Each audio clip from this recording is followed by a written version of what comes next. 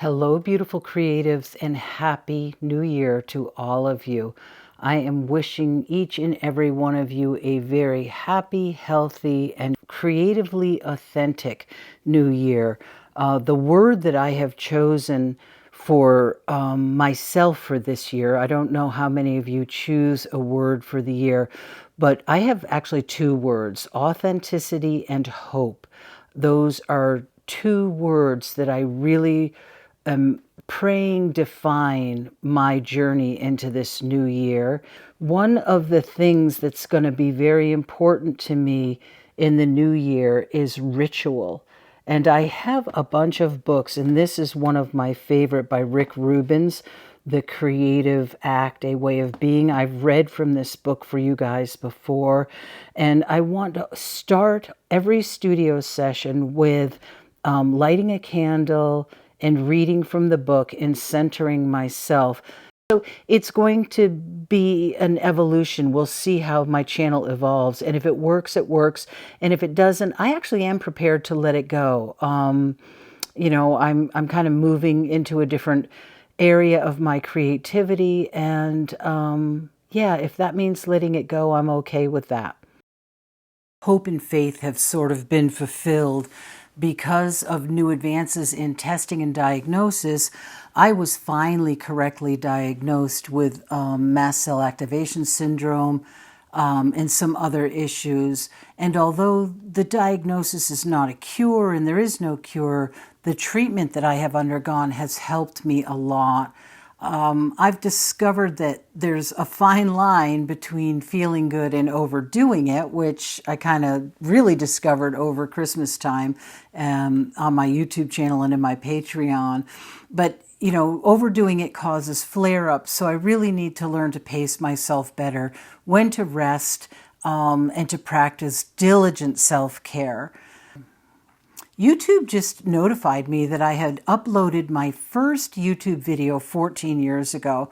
I didn't post regularly until the pandemic came along, and I've since moved just recently some of my videos because they contained a lot of personal information, and I was actually experiencing some cyberbullying, so I just felt more comfortable removing them, and I don't share as much personal information anymore. My goal, actually, when I first started my videos, was to reach out to people that were struggling under the weight of their chronic illnesses, chronic pain, and especially isolation. I was really struggling with isolation at the time. I wanted to help people connect, and I wanted to teach them how to connect through their art. I wanted us all to be able to connect through our creative practice. And it felt like a ministry to me. It was so important to me. This year, thanks to a lot of medications that I'm on and a better understanding of my condition, I'm actually able to accomplish more than I was when I first started this channel, or when I first became really active in this channel during the pandemic. I want this year, 2025, to be more about introspection, intuition, and spiritual connection. I want to focus on healing my nervous system and releasing old trauma patterns. I truly believe that by healing ourselves, we can be of better service to those around us.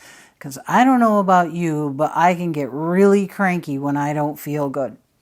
So the world is better off if I heal myself first. In my creative practice, I've been exploring my inner world more and my connection to spirit through creating more intuitive messenger art. As my health allows, I would like to get out and connect with nature more too. I would love to get out and do plein air painting again, even if it was like more intuitive painting, but just doing it outside. I also really want to work on releasing old wounds, beliefs, and patterns that no longer serve me. I've also started to sell my art again, which is a positive. It's something that I didn't think would happen. So I'm going to be spending more time making prints to sell, and if energy allows, entering work into galleries again. I'm even toying with the thought of painting on silk again, painting some silk scarves again. We'll see how that goes, how my energy holds out. All of these things may end up taking time away from my YouTube channel, so I'm not sure how this will all affect my ability to make videos for YouTube, but it's an evolving process, and we'll just see how it goes. The last few years were incredibly hard for me, but the thing that stole my will personally to carry on was when I lost my hope and my faith. I never dreamed then that I would receive a diagnosis and treatment that would so greatly improve my quality of life. There is no cure, and I will have to find balance every day in my life, but my hope and faith have returned. It's my prayer for you that you too have hope and faith in a bright future, in dreams that you once thought impossible come true for you. Some favorite quotes of mine on hope are, this one is by Thich Nhat Hanh, and it says, "Hope is important because it can make the present moment less difficult to bear. If we believe that tomorrow will be better, we can bear a hardship today." And that has been so true for me in my journey with chronic illness. When I forgot that tomorrow might be better, the times that I just sunk deeply into the darkness of my isolation, my pain, and not feeling well, those were some of the darkest periods of my life. Now, when things feel like they might be slipping backwards or I've done too much, I always remind myself that there is hope of a better tomorrow. No matter what things look like in the moment, there is always hope for a better tomorrow. Another really favorite quote of mine by Michelle Obama is, "You may not always have a comfortable life, and you will not always be able to solve all of the world's problems at once. But don't ever underestimate the importance you can have, because history has shown us that courage can be contagious and hope can take on a life of its own." So when you're creating your art, or those of you that are starting out with YouTube channels, your courage in showing up, in creating despite possibly having a chronic illness or life stresses, whatever you're going through in life, the fact that you keep showing up and that you keep sharing your light with the world, that is courage, and that is hope, and that helps build courage. It's contagious, like Michelle Obama says, and that gives hope to people, and it gives courage to the people that are watching you use your own creative practice to heal yourself. Another, Rick Rubin, the book that I showed in the beginning of the video, is a favorite of mine, and he inspires me so much. And in The Creative Act, A Way of Being, he says, "The purpose of the work is to awaken something in you first, and then allow something to be awakened in others. We can only hope that the magnitude of the charge we experience reverberates as powerfully for others as it does for us." The idea here is that through the creative act, you can tap into a powerful feeling within yourself. We all have that feeling deep within ourselves. I believe it's a connection to spirit. And through sharing your work, you can hope to evoke a similar powerful experience in others, even if it manifests differently in them. The act of creation is an attempt to enter a mysterious realm, a longing to transcend. What we create allows us to share a glimpse of an inner landscape, one that is beyond our understanding. Art is our portal to an unseen world. Think of the universe as an eternal creative unfolding. Trees blossom, cells replicate, rivers forge new tributaries. The world pulses with productive energy, and everything that exists on this planet is driven by that energy.